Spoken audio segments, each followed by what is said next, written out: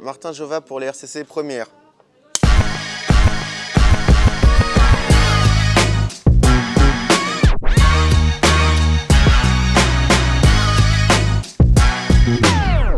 C'est pas la première fois que je viens à Cannes. Baise en ville, mon film, il était à la Semaine de la Critique en mai, donc je suis venu le présenter.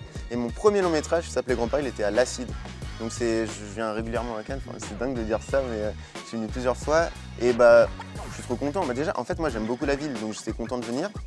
Je vois la séance, elle est à 9h, l'autre à 10h, je me dis, oh, bah, c'est un peu dur, on va voir. Et en fait, les deux salles sont hyper pleines, hyper enthousiastes, trop bonne ambiance. Là, je suis absolument ravi. Bah, ils ont bien rigolé, je crois. Enfin, en même temps, je me dis, moi, en sortie scolaire, si j'étais en 4e, un lundi matin, je crois que ça me ferait plaisir d'aller voir ça. Il y a beaucoup de blagues.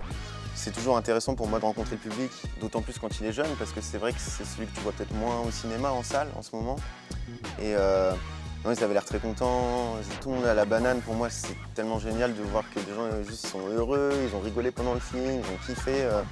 J'ai l'impression que ça a beaucoup plu, ouais. Et c'est vrai que cette expression, le baise en ville, moi je la trouve tellement farfelue, tellement dingue que tout de suite je me suis dit il faut que je fasse un film qui s'appelle comme ça et ça m'a beaucoup inspiré. Alors j'ai cherché ensuite pour trouver des idées de scénario, de personnages. Je me suis inspiré d'une période de ma vie. J'avais envie de parler de la masculinité aujourd'hui, des différences entre les garçons et les filles, de leurs relations, de l'amour, des différentes modalités contemporaines, de ce que c'est de vivre en grande banlieue, de galérer, l'accès au travail, au transport en commun. Et en fait, tout ça, c'est résumé dans le titre, Baise en ville. Donc, ouais, j'avais envie de faire ça.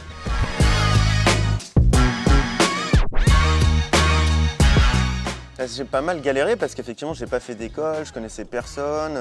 Les premiers courts-métrages que j'ai faits, ils passaient complètement inaperçus, tout le monde s'en foutait.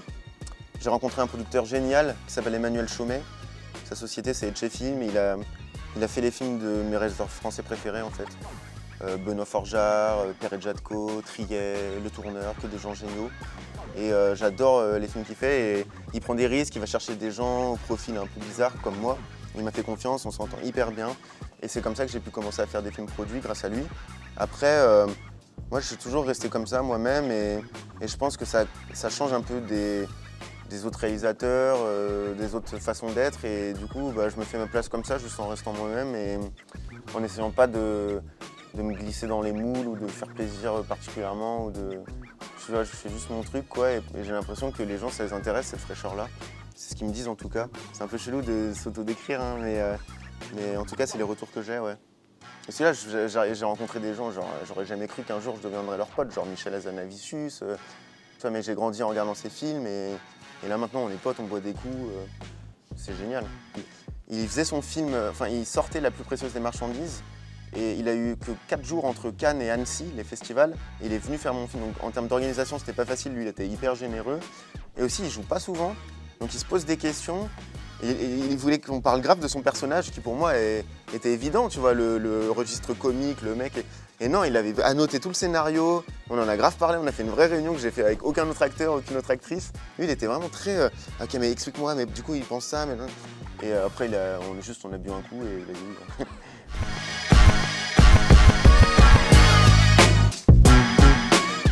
C'est sûr que c'est un risque, si j'étais mauvaise, si je joue mal dans mon film, c'est vraiment chiant, quoi.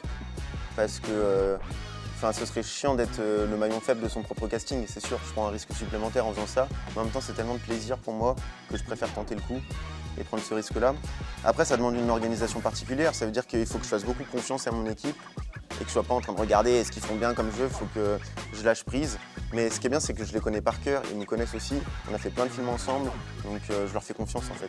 Je me dis, ils savent ce que j'aime, ils font du bon boulot.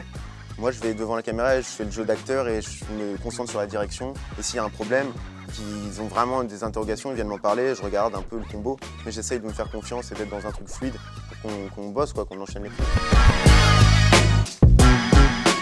Emmanuelle Berco, en fait, moi, je connaissais pas si bien que ça sa filmographie d'actrice, parce que c'est pas du tout le type de cinéma qui me plaît à la base. Et c'est mon amie Anaïd Rosa, même, qui joue la flic dans le film. Je lui parlais du casting, j'étais à l'état encore de l'écriture, et c'est elle qui m'a dit « pense à Emmanuelle Berco, en comédie, elle est super ». C'est vrai que pour moi, c'était pas du tout une actrice de comédie. Et j'y suis allé sans a priori, je l'ai rencontrée, je l'ai trouvée géniale. Je trouvais qu'elle avait une façon d'être, une franchise, une énergie qui me plaisait beaucoup. Je je suis vraiment très pointilleux. Sur la comédie, il faut vraiment que la phrase soit dite exactement, le rythme, l'intonation que j'ai dans la tête. Et ils étaient juste totalement à l'écoute. Par exemple, il y a des acteurs qui n'aiment pas quand on fait le perroquet. Quand je lui dis par exemple, dis la phrase comme ça, tu vois. Elle, si je lui dis non, celle-là, faut la dire. Dis la phrase comme ça, elle va faire, super. Je lui dis exactement le truc, elle le refait, tu vois. Elle n'a pas de truc de fierté, genre non, je suis une grande actrice, tu vas pas m'apprendre. Elle est là pour que j'ai ce que je veux, quoi. Et elle est d'une générosité, d'une énergie, tu peux refaire 30 prises, elle va refaire les 30 prises, elle va jamais. C'est dingue en fait. Franchement, moi, elle m'a fait halluciner.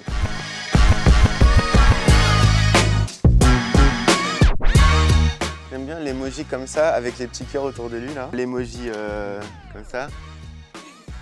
Peut-être un petit diablotin. C'est trop mignon ça comme question.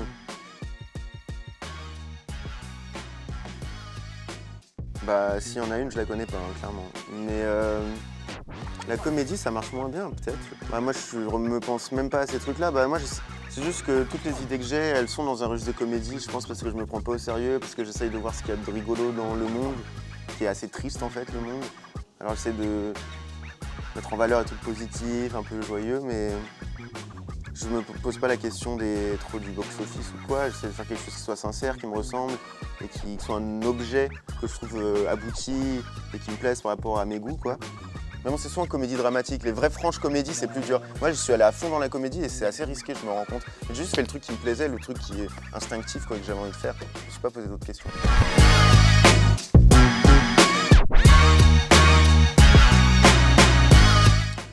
Pour moi, beaucoup de fierté de venir ici, pour toute l'équipe aussi, des moments très drôles, des fêtes, plein de rencontres géniales. J'étais déjà venu à Cannes, à l'Acide, 3 ans avant. Ouais, c'est vrai que pour le film, je trouve ça génial, quoi. Surtout que c'est une comédie quand même qui est assez accessible et qu'elle est le logo de la semaine de la critique. Je trouve que ça lui donne une légitimité dans le cinéma d'auteur. Donc, moi, je trouve que c'est vraiment un beau cadeau qu'ils m'ont fait. Un choix de programmation intéressant aussi pour eux. Et non, j'étais hyper fier. Je sais pas si ça fait beaucoup venir les gens en salle. Ça peut que jouer en sa faveur, je crois, mais je connais pas assez bien le marché. Je débute trop.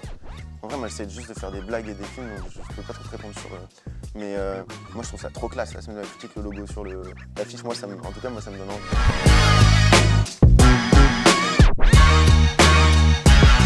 Pas s'arrêter aux premiers échecs parce que moi j'ai passé des années à me faire recaler de partout, des écoles, des festivals, de tout, et croire en soi malgré ça, ça demande beaucoup de courage, parfois un peu même de folie, parce que il y a des moments où tu as l'impression que tout le monde te dit il faut arrêter, et moi si j'avais écouté à ce moment-là, je serais pas là et je ferais complètement autre chose, et je pense que je serais triste en fait, frustré de ne pas avoir cru jusqu'au bout.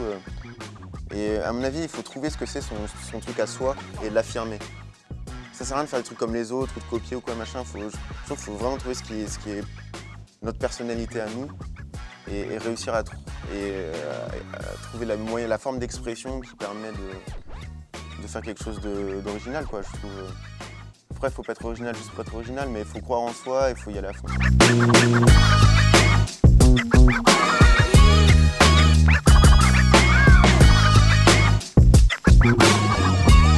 C'était trop bien d'être là, gros bisous.